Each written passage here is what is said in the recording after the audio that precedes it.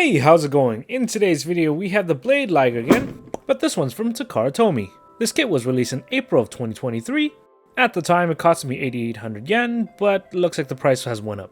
Yeah, drastic increase. Let's see if it's worth the price. And if you're wondering why I'm reviewing another Blade Liger, this one's from a different manufacturer. High-end master models are made by Kotobukiya, which do really highly detailed and articulated model kits. While Takara Tomy makes detailed motorized model kits, which also means it's very limited in articulation.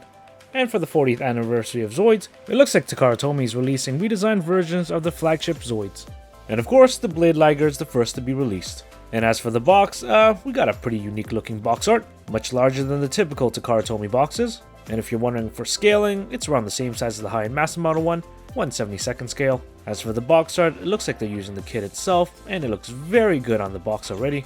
And of course, we got the 40th anniversary logo right over here.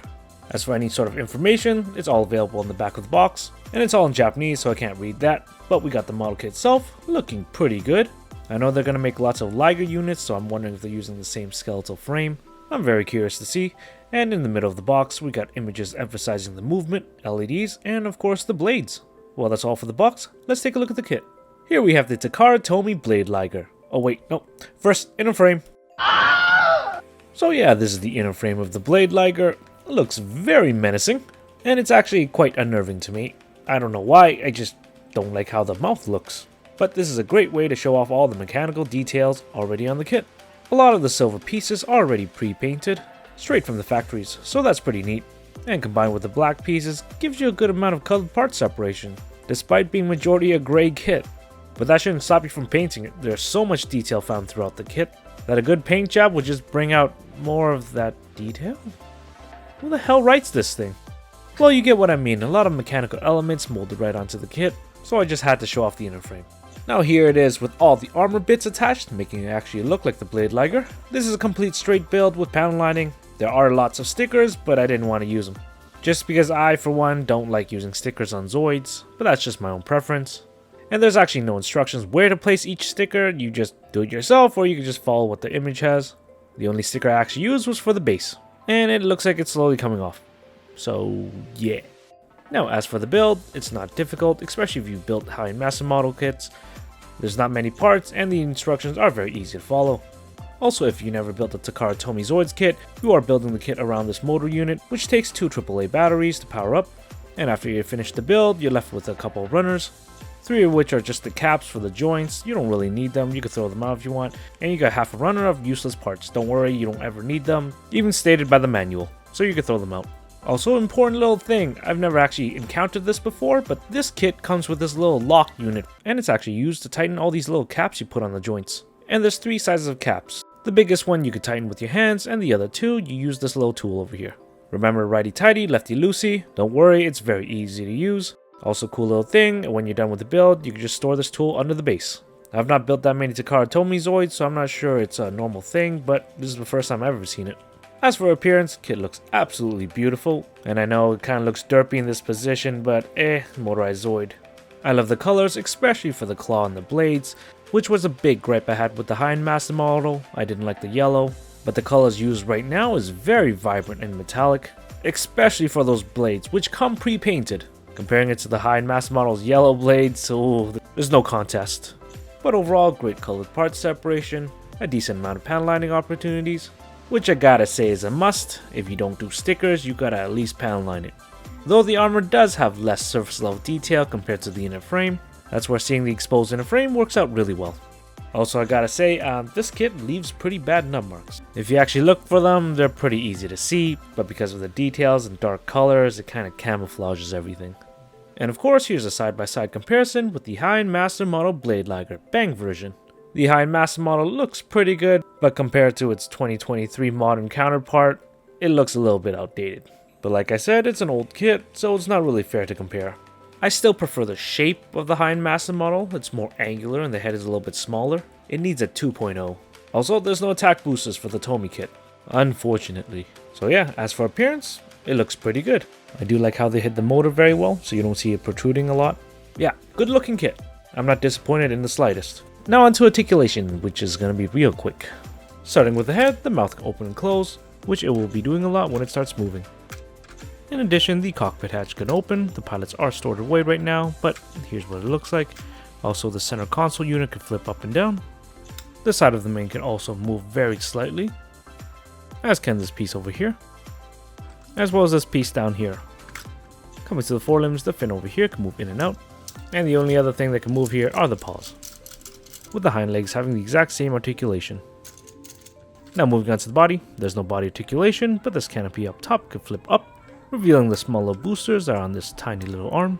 It's got a decent amount of movement, so you can position it how you want. Lastly, we got the laser blades, which are in this nice finished metallic.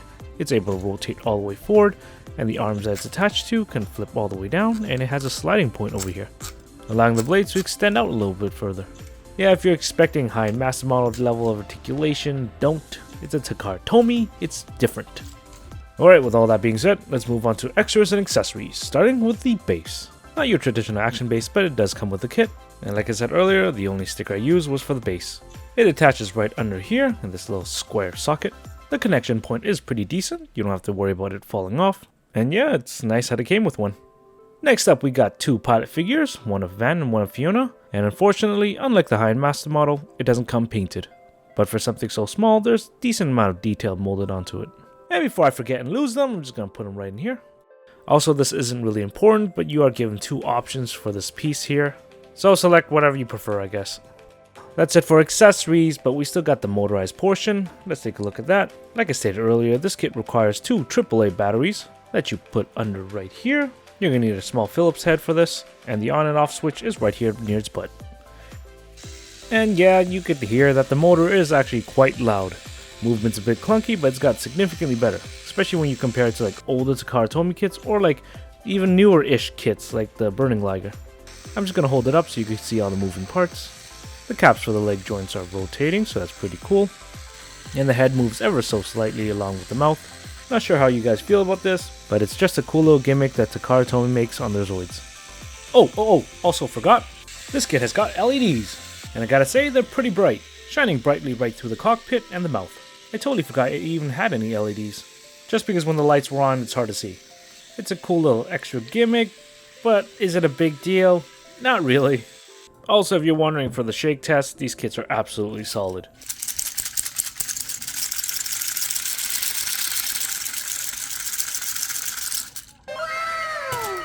And if I did that to the high-end master model Blade Liger, I would be crying right now.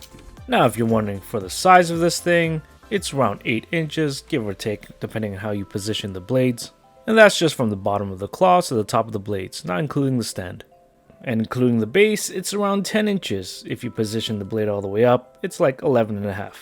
Now for the length, it's actually around 15 inches, so pretty long. That's what she said. As for a size comparison, we have the entry grade ARC-72, master grade ARC-72, the Takara Tomy Burning Liger, which the Blade Liger dwarfs. And of course, here it is next to the high-end master model Blade Liger, Bang version. Similar in size, but some of the dimensions are a bit off. Then we got Haro, Doraemon, DK, a doggy bag, a Nordic Kitchen cookbook, and a book about Steve Jobs, but I can't read, so they're not mine. As for shelf presence, it's a pretty big kit. Here it is next to the Death Rex, and some more fellow Zoids. Being blue, it sticks out pretty well. That's it for the review. What are my final thoughts? Visually, the kit is absolutely beautiful. I love the use of pre-painted metallic parts. It adds really nice accent details onto the kit, and though I didn't use any of the stickers, I could definitely see the appeal of having the stickers on this kit. And I would actually recommend this kit for beginners, just because it's so easy to build. And the kit is super solid, a good contrast to what I previously reviewed, the high-end master model Blade Liger, oh boy. And though it lacks articulation, you already know it's a Takara Tomy Zoids kit. It's completely different from the high-end master model, so don't be expecting a lot. Pretty much my only gripe with this kit is it's actually quite expensive. So does it justify the price tag? Well, that's gonna be up to you, really. Do you have any interest in it moving and having LEDs? If you like it, go ahead, pick it up. But after reviewing this kit, I definitely look forward to the future Zoids coming out. And if you made it this far, thanks for watching my video. I hope you like it. I enjoy making it. Let me know what you think. If you like Zoids, I got plenty more I'm working on right now. So come back in the future. Thanks again for watching. Take care. Bye.